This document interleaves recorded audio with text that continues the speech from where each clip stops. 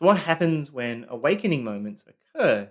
Awakening doesn't always arrive with certainty. It doesn't always feel empowering or bold or transformative. Sometimes it begins with a single question you can't quite silence, a flicker of discomfort you can't explain away, a sense that something isn't right, even if you can't yet name what's wrong. Awakening really feels like a grand epiphany. It doesn't announce itself with clarity or force. More often, it begins quietly. It starts with you noticing the pattern you used to excuse, seeing the way your reality gets rewritten, feeling the weight of a moment that no longer sits right. And instead of brushing it aside, you stay with it, just long enough to see it for what it is.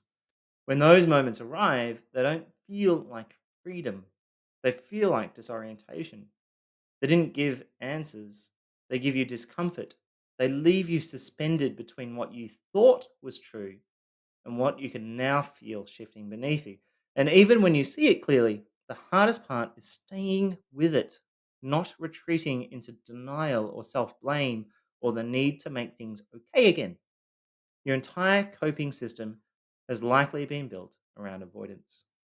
You've learned to downplay what happened, to question your own perception, to smooth things over, to tell yourself it's not that bad. And if there's a trauma bond in place, the moment of clarity won't feel like relief. It feels like withdrawal. That's what makes this stage so dangerous. It feels like your body is betraying you, pulling you back into a dynamic you've started to question. And at the same time, the abuser often senses that shift. They recognize you're waking up and they do everything they can to pull you back in. Promises, guilt, tears, rage. They say they've changed. They say they understand. They say this time it will be different.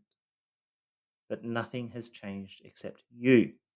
And now you're standing in the middle of the storm with your eyes finally open. You can't go back to sleep. You can't unsee the pattern.